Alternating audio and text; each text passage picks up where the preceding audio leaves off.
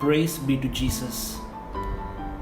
Dear friends, today we celebrate the feast of Saint Ambrose. Saint Ambrose was born into a Roman Christian family about 340. His mother was a woman of intellect and piety and a member of the Roman family.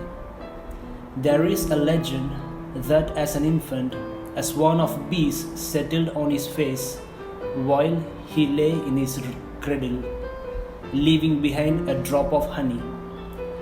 His father considered this as a sign of his future eloquence and honeyed tongue. He studied literature, law, and rhetoric in Rome. Ambrose was the governor of northern Italy until 374 and became a very popular political figure. And since he had been the governor in the effective capital in the Roman West, he was a recognizable figure in the court of Valentinian I. As bishop, he immediately adopted an ascetic lifestyle, apportioned his money to the poor, donating all of his land, making only provision for his sister Marcellina, who had become a nun. Ambrose studied theology with Simplician, a presbyter of Rome. Using to his advantage his excellent knowledge of Greek, which was then rare in the West, he studied the Old Testament and Greek authors like Philo, Origen, Athanasius, and Basil of Caesarea, with whom he was also exchanging letters. He applied this knowledge as preacher, concentrating especially on exegesis of the Old Testament. Ambrose displayed a kind of liturgical flexibility to serve people in worshipping God and ought not to become a rigid entity that is invariable from place to place. His advice to Augustine of Hippo on this point was to follow local liturgical custom. When I am at Rome, I fast on Saturday.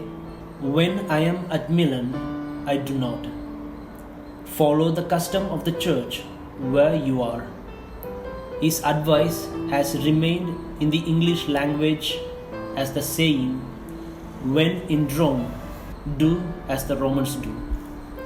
Ambrose considered the poor not a distinct group of outsiders, but a part of the united people.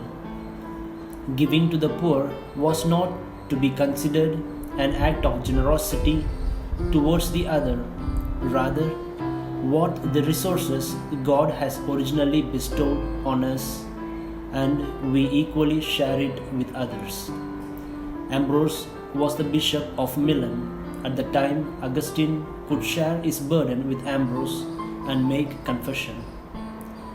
By his able guidance, Augustine was baptized by Ambrose.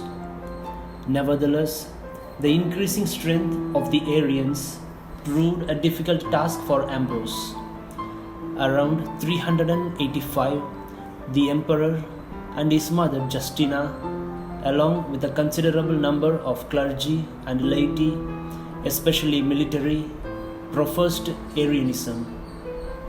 They demanded 2 churches in Milan be allotted to the Arians.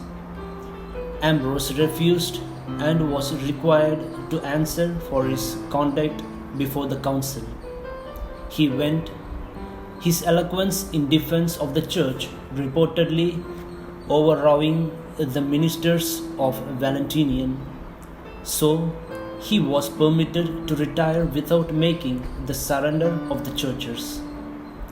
The day following, when he was performing divine service in the basilica, the prefect of the city came to persuade him to give up at least the Portian basilica in the suburbs. As he still refused, certain deans and officers of the court were sent to take possession of the Portian Basilica and to prepare for the arrival of the emperor and his mother at the ensuing festival of Easter. In spite of imperial opposition, Ambrose declared, "If you demand my person, I am ready to submit. Carry me to prison or to death. I will not resist, but I will never betray the Church of Christ. I will not call upon the people to support me. I will die at the foot of the altar rather than desert it."